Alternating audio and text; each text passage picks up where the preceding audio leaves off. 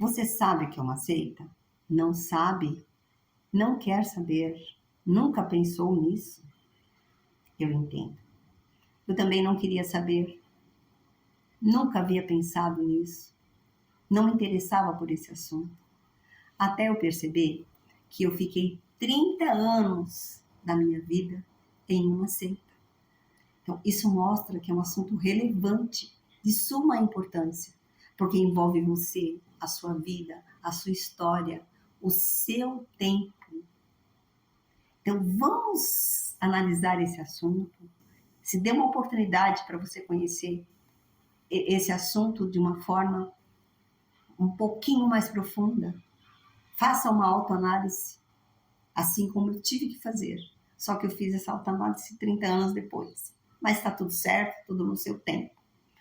Mas vamos começar, então, pelo que diz o dicionário sobre essa palavra seita. Vamos aqui no Santo Google, né? Ele fala assim, olha, uma seita é um grupo geralmente religioso, filosófico ou ideológico, que se separa de uma doutrina principal, seguindo líderes, práticas ou crenças próprias, frequentemente radicais ou fechadas. Esse é o significado da palavra seita. Então, aí nós vamos analisar, porque aqui mostrou um grupo fechado, com ideais, com práticas determinadas, com crenças. E aí eu separei 10 itens para nós analisarmos, para você ver se você está dentro de uma seita ou não, ou para você identificar uma pessoa que você conhece que está dentro de uma seita. E o primeiro ponto, primeiro item, é a liderança. Liderança absoluta. Dentro de uma seita existe isso, liderança absoluta. E o que é liderança? Para isso nós vamos ter que entender a diferença de líder e de chefe. O que é um líder? Um líder, as pessoas acompanham ele voluntariamente, seguem por vontade própria, têm admiração, ele é carismático. Nosso maior líder, Jesus Cristo, ele não impunha regras para as pessoas. As pessoas seguiam ele voluntariamente, se sentiam bem perto dele. E um chefe? Um chefe é aquele que dita as regras. Se você não estiver dentro das regras, ele vai te punir. Isso é um chefe. Então, primeiro vamos entender a diferença de chefe e de líder. E eu tenho que falar aqui da minha experiência, né, como testemunha de Jeová, porque foi a organização que fez parte da minha vida. Eu fiquei lá grande parte da minha vida. Dentro da organização das testemunhas de Jeová, não existe só um líder, existe um grupo que é chamado de corpo governante. Esse corpo governante, ele dita as regras, as leis para a organização. E não se pode questionar essa liderança, não se pode questionar essa autoridade, essas autoridades. Tudo que vem do corpo governante é aceito como, né, um decreto. Então se faz aquilo. Por quê? Porque essa liderança, eles falam que o que eles passam para os membros, para os seguidores, é a palavra de Jeová. É Jeová que mandou falar aquilo. E como os seguidores amam a Jeová, eles obedecem aquilo que aqueles líderes falam 100%. Então, falou é autoridade máxima. Só que olha que interessante, existe uma diferença de chefe e de líder. O líder é como Jesus Cristo. É leve, é suave, é gostoso de seguir. No caso do corpo governante, eles impõem regras difíceis para o ser humano seguir. Mais para frente eu vou falar sobre isso, vou voltar a falar sobre essas regras. E o segundo ponto, né, é o controle do pensamento. Aí você vai falar para mim, como assim? Controlar o pensamento? É possível? É possível sim. É possível através do adestramento. O adestramento leva as pessoas a pensarem tudo igual. que é o caso das Testemunhas de Jeová, que é a seita que eu conheço. De repente você conhece outra seita. A que eu conheço é as Testemunhas de Jeová. Então, é impressionante, todo mundo pensa igual. Isso vem em consequência do adestramento. Então, dá sim para controlar o pensamento das pessoas. Apesar de você, através de você adestrando ela. O terceiro ponto é o isolamento social. Isso, para mim, é terrível. Porque eu gosto de pessoas, eu gosto de gente, eu gosto de conversar. E as Testemunhas de Jeová, elas são aconselhadas a não se associar com pessoas de fora da organização. Não se associar com pessoas, mesmo que seja membro da família, mas que não seja cristão. Então, geralmente, as Testemunhas de Jeová, elas não se associam com outras pessoas. Somente com aquelas pessoas que estão ali dentro. Pode observar isso, vocês vão observar. Você já convidou uma Testemunha de Jeová para uma festa de aniversário, ela aceitou? Você já convidou ela para uma festa na sua casa, ela aceitou? Ela te convida para ir na festa da casa dela? É só você parar para analisar. E dentro desse assunto de isolamento social, eu tenho um exemplo na minha própria família, que é a minha irmã mais velha, que eu amo a minha irmã, eu amo a minha família. Eu, apesar de ter ficado 30 anos na organização, eu nunca deixei minha família de lado. Eu sempre, dentro do possível, eu sempre me associei com meus familiares e eles sabem disso. Mas essa minha irmã não, ela nunca se associa. Porque até a minha mãe falava, né? Que pena, porque ela só tem a outra família. Nós não somos parte da família dela. Mas a minha mãe não entendia isso. Hoje eu entendo. E até porque eu estive lá dentro, eu consigo entender. Não é que a minha irmã não ama a família, não nos ama, não é isso. É que ela não tem tempo. Porque a organização, ela toma todo o tempo da pessoa. Todo o tempo. Olha, gente, é só vocês imaginarem. A semana tem 7 dias, certo? A organização, ela tem 5 atividades semanais para 7 dias. E eu vou citar aqui para vocês. O estudo da sentinela. O estudo da sentinela é uma reunião em que se tem um tema e tem umas perguntas, você tem que responder. Enfim, para você participar do estudo da sentinela, você tem que ter um preparo antes na sua casa. Preparo esse que às vezes você leva, dependendo da pessoa, 2 horas, 3 horas, 1h30, depende da pessoa, depende do ritmo da casa. Então, ela faz um preparo na casa, para depois ela ir para a reunião, para que ela possa dar os comentários. Tem o discurso público, são 2. O estudo de livro de congregação, 3. O estudo de livro de congregação, na minha época, tinha estudo de livro na casa dos irmãos. Hoje eu não sei como que funciona, mas o estudo de livro é do mesmo jeito que a sentinela. Exige uma preparação, uma leitura, uma preparação, que consome tempo. Depois tem a reunião de serviço, outra reunião que consome tempo, porque a reunião de serviço é um treinamento para que você, de parte oratória, para que você faça o serviço de campo, para que você saiba conversar com as pessoas, e tem algumas cenas que você tem que fazer um cenário, e geralmente, no caso das mulheres, 2 pessoas, para ver como que elas estão falando, depois o dirigente ele vai julgar aquilo que você está falando, se você está progredindo na escola, que se chama, na minha época se chamava Escola do Ministério Teocrático. Então, era um treinamento que exige tempo, porque exige o meu tempo e o tempo da outra pessoa que fazia parte comigo. Então, nós duas é que ficava assim. Então, você tem que tirar aquele tempo, não tem jeito. Então, o que eu estou querendo frisar aqui é o tempo que a organização toma de você. E depois tem o serviço de campo. Serviço de campo é outro, que exige muito. Porque você fica ali no sol, bate na casa das pessoas, ele toma toda a sua manhã. Ali você perdeu meio dia do seu tempo. Então, você não vai ter tempo mesmo para ter vida social com a sua família. Não vai te sobrar. É por isso que a minha irmã nunca está conosco nas nossas festas. Raramente a minha irmã está conosco. Raramente. Se nós formos somar durante todos esses anos de família, uma, duas, no máximo 3 vezes, eu acho que não chega a 3 vezes que ela esteve conosco em nossas festas. Por quê? Não é por falta de amor, porque eu sei que a minha irmã nos ama. Eu tenho um exemplo aqui para dar para vocês, quando eu fui casar. Gente, uma pobreza que vocês não têm noção. Não tinha dinheiro para comprar um vestido de noiva. Eu comprei um vestido de noiva usado. Quando a minha irmã viu aquele vestido, ela falou, não, você não vai poder casar com esse vestido. Como ela era costureira, ela reformou o vestido inteirinho para mim. Isso é uma prova de amor e que eu sou grata pro resto da minha vida. Sempre eu vou ter gratidão a ela por isso. Então, ela nos ama. Só que ela não tem tempo para estar conosco.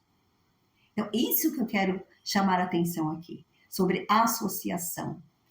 A própria organização, ela proíbe que você se associe e também ela tira seu tempo para que você não se associe. Então, olha que coisa aí. É bem grave esse negócio de isolamento social. E depois tem o quarto ponto, que é a exclusividade da verdade. Verdade absoluta. Gente, se você está numa organização que ela fala que ali é a verdade absoluta, liga uma antena aqui, olha. Como é que pode ter uma verdade absoluta se existe infinitas possibilidades? Não tem como. Não tem como ter verdade absoluta. E as testemunhas de Jeová, elas pregam que com elas estão a verdade absoluta. Que só vai ser salvo quem for testemunha de Jeová. O restante vão ser tudo destruído. Então, isso é uma verdade absoluta. Então, fique esperto, se observe, não tenha medo de encarar isso. Isso envolve, como eu falei para você, a sua vida, a sua história, o seu tempo. E o quinto ponto é o controle emocional. Aí você fala para mim, controle, como controle emocional? Pode controlar seu emocional, você sabe por quê?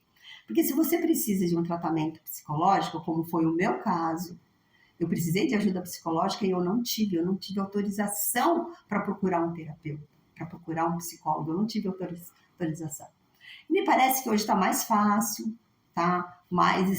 Afrouxaram mais isso. Mas na minha época, não. Então, aqui nesse canal, eu estou contando o que eu vivi, o que eu conheço, o que eu percebi. Então, eu estou falando dessa época, que não permitia. Outra coisa sobre o controle emocional é que eu saía das reuniões pior do que quando eu chegava.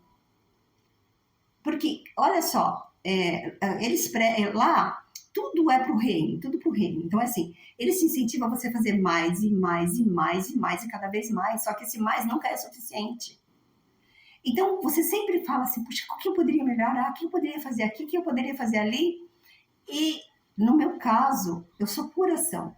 Eu sou ariana, gente. Um ariano é ação. O ariano, ele faz, ele vai, ele resolve. Não tem meio termo com o ariano. Não sei se vocês acreditam em signo ou não, mas hoje eu acredito muito, né, em signo. E eu falo para vocês, o ariano é assim, e eu sou assim. Então, eu sempre saí do salão com muita cobrança ao meu respeito.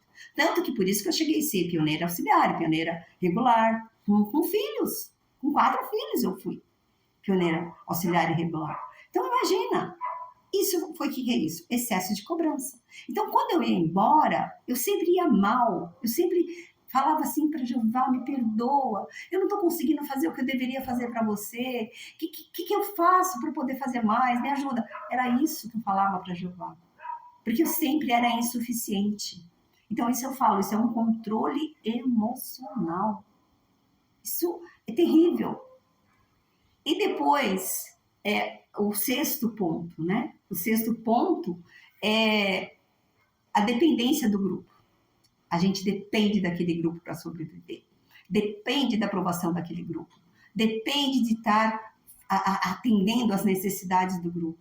Esse é o sexto ponto. Se você está numa organização que está tornando você dependente, cuidado, que você pode estar entrando em uma fria. O sétimo ponto, regras rígidas. Olha, as regras rígidas, eu não conheço organização que exija mais do ser humano do que as testemunhas de Jeová. Eu, a princípio, eu era católica, né? Que eu vim de uma família católica. Eu posso falar para você.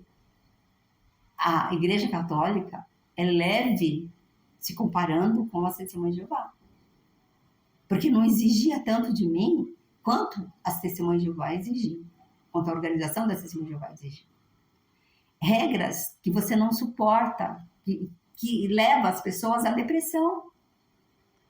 Olha, entra o problema da associação, né? Você tem que se associar. Se você não se associar, você entra em depressão, porque é uma necessidade básica do ser humano, associação. E a associação só do Salão do Reino não é suficiente, porque lá você só vai falar de discurso, você só vai falar só ali, daquele adestramento. Então, não te refrigera, na verdade. E com respeito a isso, as regras, por exemplo, vou citar algumas, tá? Sobre a transfusão de sangue, não podia na minha época. Agora me parece que eles estão afrouxando um pouco. Eu não entendi bem essa mudança que está acontecendo aí, mas parece que está tendo uma mudança com relação à transfusão de sangue. Mas muita gente morreu por causa do sangue, por falta de sangue. Outra regra, você não se associar com as pessoas de fora. Outra regra, não ler livros que não seja ditado pela Sociedade Torre de Vigias e Bíblias e Tratados. Enfim, tem várias regras que agora no momento eu não estou lembrando muito bem. Mas que atrapalha a gente, eles são rígidos.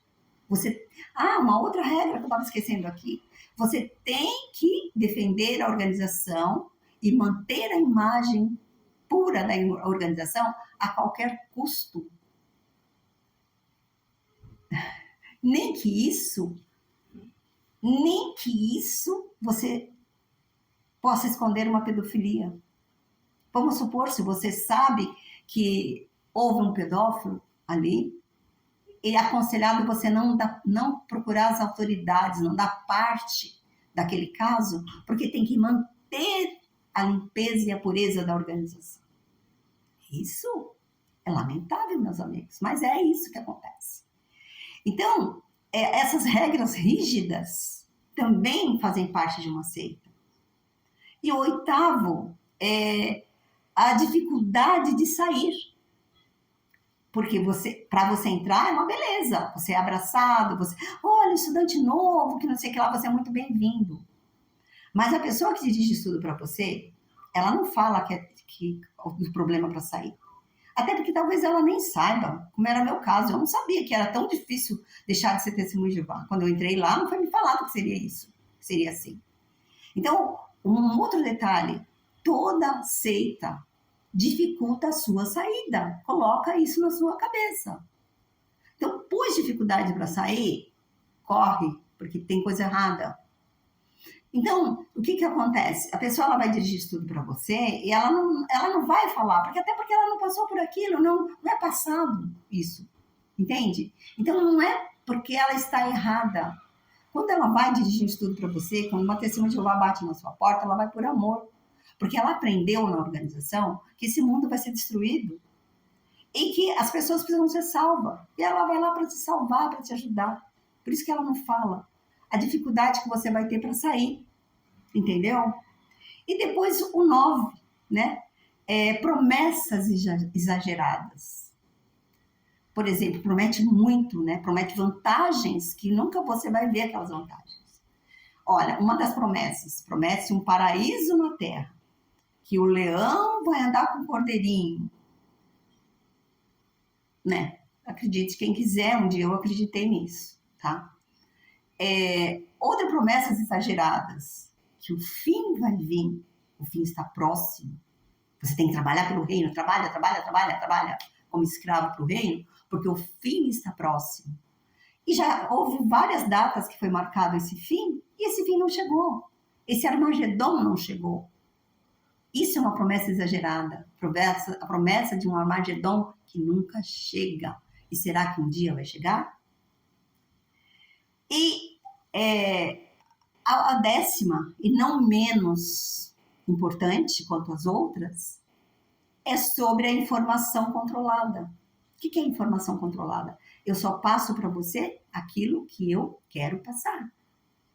Por exemplo, eu posso saber fazer um negócio, né, um bolo, vamos supor, uma costura, sei lá eu, e eu tenho tudo aquilo na minha mente, eu sei tudo aquilo. E você está ali aprendendo. Eu nego aquela informação para você. Vejo você errar e eu nego aquela informação para você. É assim que age uma seita. Ela nega a verdade, ela nega porque ela quer te dominar, ela quer te manter ali. Então ela vai passar para você uma informação controlada. E o ser humano, como ele gosta de ficar na zona de conforto, o que ele vai fazer? Ele vai se conformar com as migalhas que vai caindo e não vai fazer pesquisa. Por isso que eu falo, gente, busque conhecimento. O conhecimento, ele é libertador. E quando você não buscar conhecimento, você vai ser manipulado. Você vai estar no lugar errado. Você vai fazer coisas que não tem nada a ver com você. Então, o ponto alto aqui é buscar conhecimento. É reconhecer que uma seita é não querer ser dominado, é querer ser você. Isso é muito importante. E eu vou frisar novamente. Troquem ideias comigo através do meu e-mail zeroengano@gmail.com.